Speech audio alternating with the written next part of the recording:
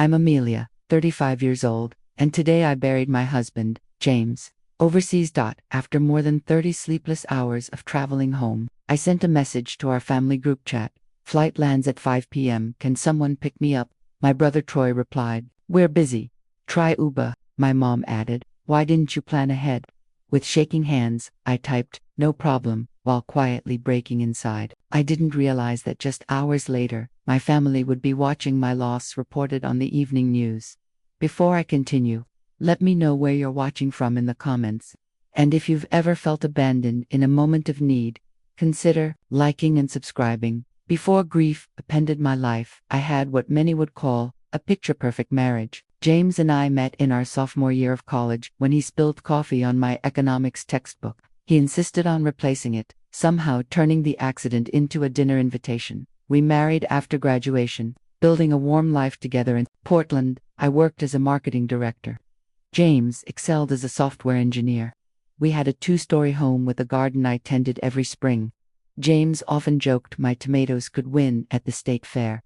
10 years of marriage passed in what felt like a dream, traveling when we could, Thursday game nights with friends, and saving for our future. We were preparing to start a family, even converting our spare room into an office that could easily become a nursery. Everything changed last fall when James was offered a 6-month contract with a tech company in Singapore, an incredible career opportunity and a chance for us to live abroad. I arranged to work remotely for 3 months so we could split our time. We were thrilled for the adventure. The night before he left, we had a quiet dinner at home, soft music, candles, and James holding my hand as he promised this would make our future brighter. 6 months will fly by, he said, and then we'll begin the next chapter. We video called daily for the first 2 months. I visited for 3 weeks over the holidays, and it felt like a second honeymoon. Singapore was vibrant and beautiful. James introduced me to his colleagues, showed me around the city, and we explored nearby islands. We even began discussing having a baby after his contract ended. Then came the call that shattered my world. Back in Portland, during our morning video chat, James mentioned a bad headache, probably stress, he said, rubbing his temples. 8 hours later, his coworker called from his phone. James had collapsed during a meeting and was rushed to the hospital. I booked the first available flight, but by the time I arrived 26 hours later, he was in a coma. The doctors said it was a brain aneurysm. Surgery was done, but the damage was severe. For 5 days I sat by his bed, holding his hand, hoping for a miracle that never came. He was only 37. Navigating a foreign hospital system alone was exhausting. Forms were confusing, conversations slowed by translation apps or busy interpreters. I called my family every day for emotional support, but our talks were brief. "We're praying for you," they'd say before hurrying off. My mother asked if I had travel insurance. Troy suggested hiring a local service so I could come home sooner, but I couldn't leave James not in a country where he knew no one but coworkers. I managed everything myself. The death certificate process took 3 days and multiple office visits.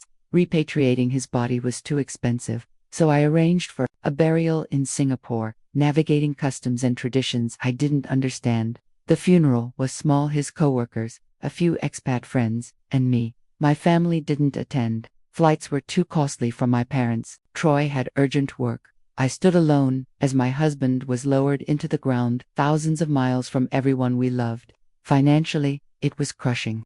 Our insurance covered some costs, but many international expenses weren't included. I emptied our savings and maxed out credit cards to pay for everything. Through it all, I kept updating my family, hoping for more than short condolences. But deep down, I shouldn't have been surprised. When I graduated high school as valedictorian, my parents left immediately after my speech to take Troy to a baseball game. At my college graduation, they arrived late and left early. At my wedding, my mother spent more time fussing over Troy's guest choice than celebrating. I had spent years excusing their priorities, convincing myself that families just show love differently. But standing by James's grave, I finally saw that some people simply cannot put others first, even in times of deep need. After the funeral, another exhausting process began. Singapore required multiple certified copies of the death certificate, each needing authentication at different offices across the city. I spent days traveling in the heat, standing in long lines, trying to explain my situation while fighting tears. At night, I returned to our apartment, surrounded by James's clothes that still carried his scent. On my last morning there, I visited his grave at dawn. The cemetery was quiet, birds calling from the trees. I placed flowers on his simple headstone and sat in the grass, telling him about the things I was bringing home, his favorite books, the watch I gave him for our 5th anniversary, the seashells we collected on weekend trips. "I'll keep you alive in my heart," I whispered, pressing my hand to the cool stone. The journey home took over 30 hours, a 6-hour delay in Singapore, a missed connection in Tokyo requiring an overnight stay, then turbulence so severe the flight attendants stayed seated for 2 hours. By the time we landed in Portland, I had barely eaten, running only on grief and sheer willpower. On that long journey, my mind replayed childhood memories I had brushed aside.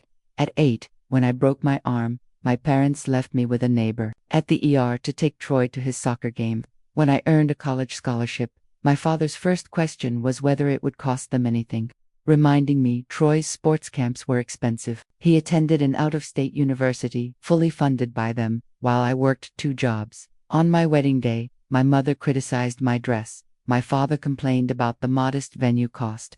Troy arrived an hour late. James saw their behavior but urged me to focus on our happiness. "We can't change them," he said, "but we can choose how much power they have over our joy." Throughout the arrangements in Singapore, most of my calls home went to voicemail.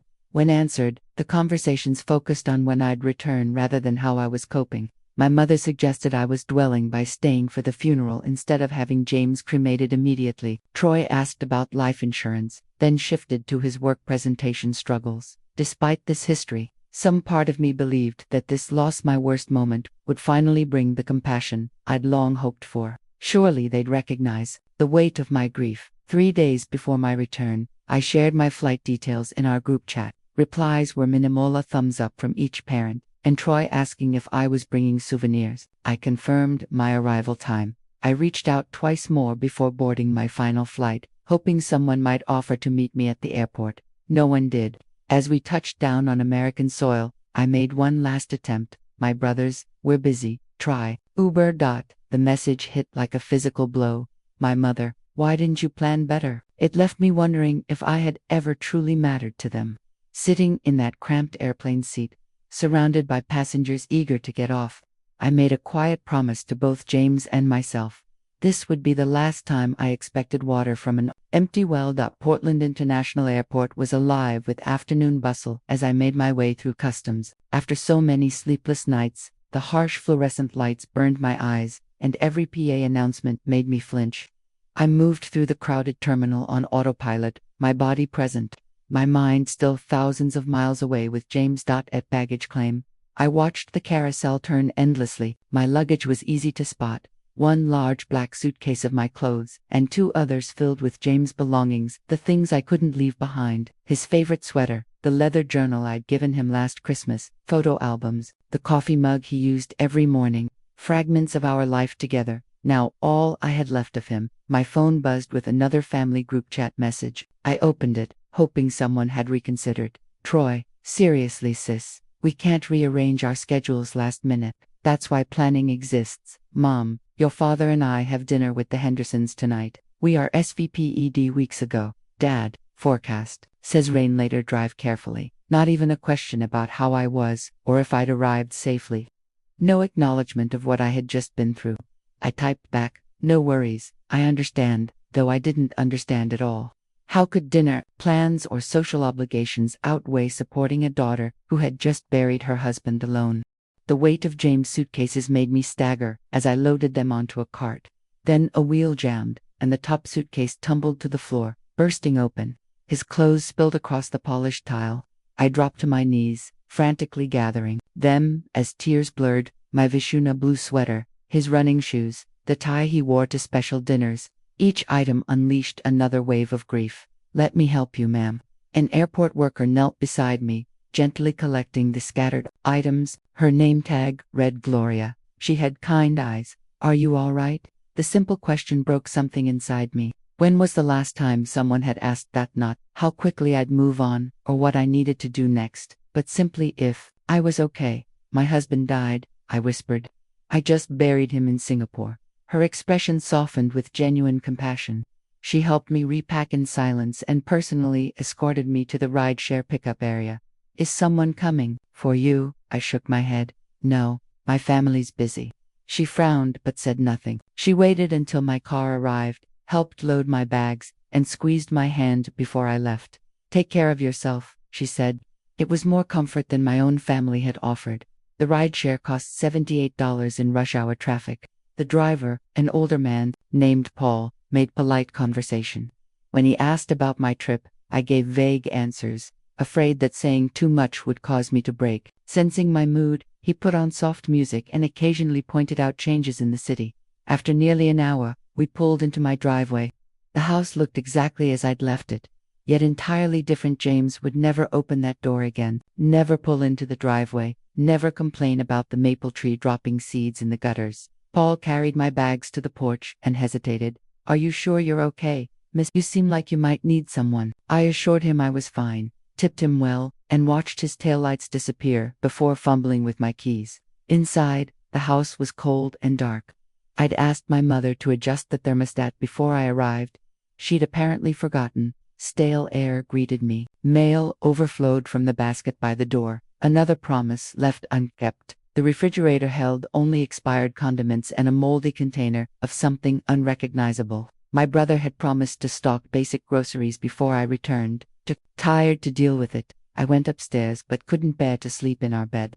Instead, I curled up in the armchair by the window, still wearing my coat for warmth.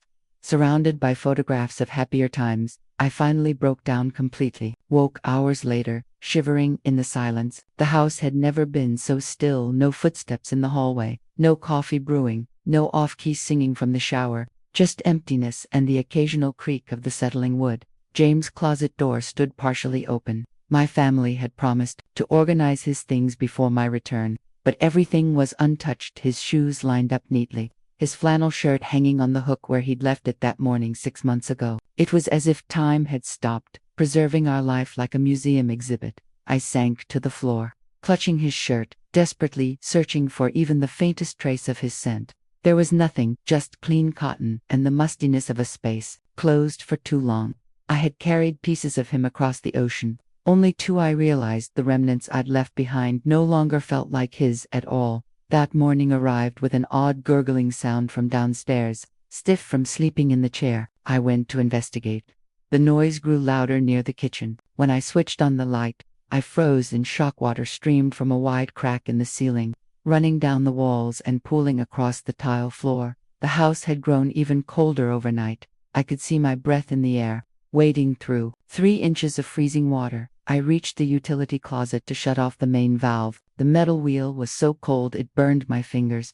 After several tries, the water finally stopped, but the damage was extensive. Moisture had seeped under the dining room hardwood, causing warping. The kitchen drywall sagged dangerously, and water dripped from the light fixtures, creating an electrical hazard. The pipe had likely frozen and burst during the recent cold snap. If proper heating had been maintained as promised, this wouldn't have happened. I stood in the ruined kitchen, oddly detached. Of course, my homecoming would include a flood. Outside, the temperature continued to drop as another winter storm approached. The news had been warning about it for days. My family must have known when they advised me to drive carefully. Yet no one ensured the house was winterized or heated. I called an emergency plumber, but they were backed up for days. Earliest we can do is Tuesday, the dispatcher explained. My next call was to my brother. Troy answered distractedly. The house is flooded, I told him. A pipe burst. Plumber can't come until Tuesday. That's rough, he replied, more annoyed than concerned. Try other plumbers. Maybe check Angie's list. Troy, I just came back from burying my husband. I've been traveling for over a day. There's water in the electrical fixtures, no heat. Can I stay with you until it's fixed? A pause. Then, tonight's bad timing. Lisa and I have the Wilsons over clients. I've been working to land for months. Plus, the guest room's full of crafting supplies. Have you called Mom and Dad? I tried my parents. My mother quickly offered excuses. Bridge club tomorrow. My father's back trouble. We can't handle guests. What about a hotel? Insurance should cover it. I hadn't eaten a proper meal in over 24 hours. Between grief, international travel, and now this, I was physically drained. I stumbled through the kitchen, searching for food. The power flickered. As the storm worsened, I found stale crackers, eating them mechanically while standing in soaked shoes. My extremities were numb, but I didn't care. In a final effort to fix something, I went to check the basement electrical panel. The stairs were slick, and water reached my ankles below. Using my phone flashlight, I made my way across the flooded floor. As I reached for the panel, I slipped, my hand hit the metal box, and a sharp jolt shot up my arm, knocking me backward. My head hit something hard, and everything went black. When I came to, I was shivering on the basement floor. My arm burned from the shock, and blood trickled from a gash above my eyebrow. Dizzy, I staggered toward the stairs, pausing halfway. To sit, reaching the main floor took all my strength. I collapsed on the sofa, barely conscious. The cold deepened, and I recognized the onset of hypothermia. Then the carbon monoxide alarm began. Shrieking, the heating system must have been damaged. The toxic gas filled the house, while my phone sat just inches away, unreachable. Darkness closed in, and I felt a strange calm. If this was the end, at least I'd be with James again. The last thing I heard was pounding at the door, and a voice calling out. Later, I learned that Diane Foster, my neighbor, had seen water pouring from my door and heard the alarm. She called emergency services. Firefighters broke in to find me, unconscious, the house freezing and filled with unsafe carbon monoxide levels. Paramedics said I had moderate hypothermia, carbon monoxide poisoning, a concussion, and electrical shock injuries. A few more hours, and the outcome would have been very different.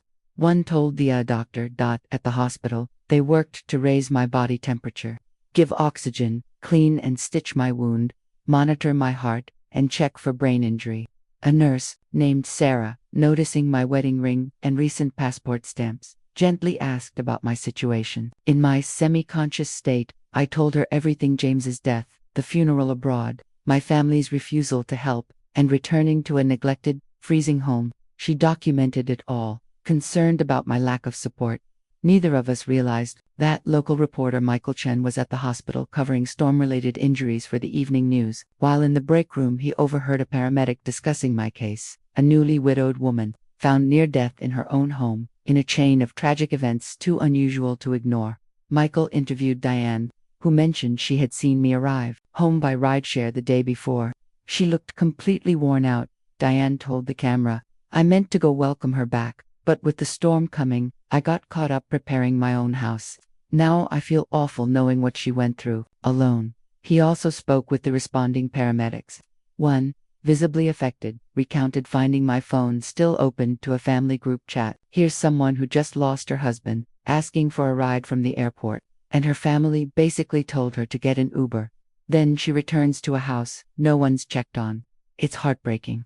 By evening, the story was on local news. Local woman returns from husband's overseas funeral to near tragedy. The report described how I had buried my husband in Singapore, traveled over 30 hours to return home, been refused basic help from family, and then nearly died from a preventable household issue. Social media quickly amplified the story. Screenshots of the text exchange, shared by someone at the hospital, circulated through community groups and onto larger platforms. Viewers were struck by the contrast between my simple request and my family's curt responses. The hashtag no worries began trending locally as people shared their own experiences of family neglect. Businesses began offering assistance. A plumbing company volunteered to repair my pipes for free. A restoration service offered to handle water damage. A hotel chain provided a complimentary 2-week stay while repairs were completed. The community support was overwhelming. That evening, as the 10 p.m. news aired with footage of emergency vehicles outside my home, my family saw their private conversation broadcast. According to the night nurse, my brother Troy entered first, pale and unsettled. "We just saw the news," he stammered. "They're making it sound like we abandoned you." My mother followed, defensive from the start. "This is a complete misrepresentation," she told the nurse before even acknowledging me. "We had no idea the house was in such condition. Amelia knows we would have helped if we'd understood the situation." My father stood silently, near the door, expression unreadable. Only after the nurse left did he approach and quietly ask, "Are you going to be okay?" It was the first genuine concern any of them had shown since James's death. Within minutes, my phone was flooded with calls from extended family and friends who had seen the news. My Aunt Susan phoned my mother, demanding to know why no one had gone to meet me at the airport. My father's boss texted to offer help. The family's carefully crafted image of support was crumbling under public scrutiny. Half asleep, I heard them arguing in the hallway about how to manage the fallout. Troy insisted they needed to get ahead of the story before it hurt his professional standing. My mother fretted about her bridge club's opinion. My father suggested moving me into their home to show they cared. None of their conversations expressed true remorse or concern, only damage control and discomfort over appearances. When the hospital's social worker came to discuss my discharge, she told me community support was still growing. A grief support group had offered counseling. A meal service donated 2 weeks of prepared food. Several neighbors volunteered to help during my recovery. You have options, she told me. You don't have to go with your family if you don't want to. It was the first time anyone acknowledged that I had a choice, that I wasn't obligated to accept help wrapped in obligation and self-interest just because it came from relatives. As my family hovered, waiting to put their plan in motion, I thought of James, who always told me, your worth isn't defined by their ability to see it. Lying in the hospital after nearly dying alone, I finally understood. By morning, my condition had improved, though the room felt crowded with their constant presence. They made sure someone was always visible when staff came in, creating a flawless but hollow performance. Troy scrolled his phone between half-hearted offers to get me something, likely managing social media fallout. My mother rearranged my bedside items while repeating that this whole thing has been blown out of proportion. My father stood by the window, checking his watch. When Dr. Reynolds came to discuss my condition and discharge, my mother softened her tone for effect, placing a hand on my arm. We're just so grateful she's all right. She'll be coming home with us. Our family sticks together. The doctor nodded politely but addressed me directly. Mrs. Henderson has experienced significant physical and emotional trauma. Her recovery requires rest, good nutrition, warmth, and minimal stress. What support system do you have in place, Amelia? Before I could answer, Troy jumped in. She has us. We're her family. There was just a misunderstanding about her arrival time yesterday, which the media exaggerated. The doctor asked if someone could stay with me continuously for the next 48 hours. Of course, my mother said smoothly. We've prepared the guest room. I can rearrange my schedule. Nurse Jessica, who had been with me all morning and had observed their shifting behavior, entered with my medication and breakfast. As she checked my vitals, she quietly asked, "Are you comfortable with this plan, Amelia? There are alternatives if you want them." My mother stiffened. She's coming home with her family where she belongs. Jessica ignored the comment and looked at me. The choice is yours. In that moment, something shifted. This was about what I needed, not what made my family look good. Like to hear the alternatives, I said, my voice steadier than it had been in weeks. The room went silent. Troy froze mid-text. My mother opened her mouth, closed it again. My father turned from the window. You can't be serious, my mother finally said. After everything we've done, what exactly have you done? The words left me before I could stop them, but I didn't want them back. When James was dying, you were too busy to come. When I buried him alone, flights were too expensive. When I needed a ride after 30 hours of travel, you told me to get an Uber. When I called about the burst pipe, you prioritized bridge club and business dinners. So tell me, what have you done that gives you the right to control my recovery now that people are watching? That's unfair, Troy said sharply. We didn't know how serious. You didn't ask, I interrupted. Not once did any of you ask how I was really doing. Not once did you offer help without strings. You didn't need a news report to know I was grieving and alone. You chose not to see it. My mother's face flushed. We've always supported you, Amelia. Maybe not exactly how you wanted, but families can't drop everything for every crisis. Your expectations are unrealistic. Needing a ride from the airport after burying my husband is unrealistic. I asked, hoping someone would check that my house had heat in winter was asking too much. We're busy people, Troy said. We can't remember every little detail, I repeated, like whether your newly widowed sister might freeze to death. My father finally spoke, subdued. Amelia, we know you're upset. Grief makes people say things they don't mean. When you're thinking more clearly, I'm thinking more clearly than I have in years, I cut in. For the first time, I see our family dynamic without excuses. I've spent my whole life accepting scraps of attention and convincing myself it was enough. Jessica quietly arranged my medication, her presence steadying me. I don't hate you, I said, looking at each of them.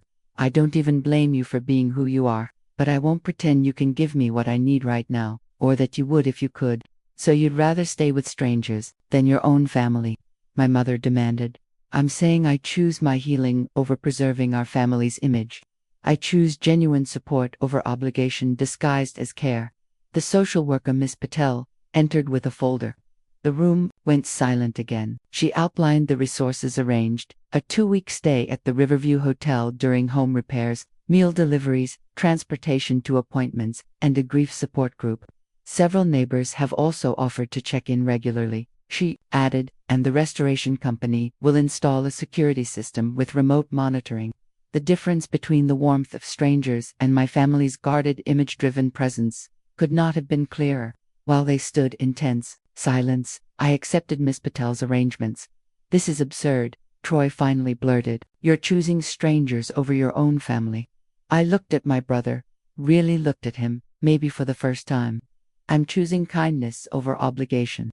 I'm choosing to value myself enough to accept help that comes without conditions or resentment. My mother gathered her purse, her movements stiff with disapproval. When you come to your senses, we'll be here, but don't expect us to drop everything again when you decide you need us. That's exactly my point, I said softly. I never could expect that on now. I no longer will. As they left, my father lingered at the door. I thought he might say something meaningful, acknowledge what had happened. Instead, he simply nodded and followed the others. Jessica approached my bedside. That took real courage, she said, adjusting my pillows. Setting boundaries with family is one of the hardest things to do, especially when you're vulnerable. It doesn't feel like courage, I admitted. It feels like giving up. You're not giving up, she said gently. You're giving yourself permission to heal without carrying their emotional baggage. That's very different. That afternoon, community service representatives visited to finalize my discharge plan.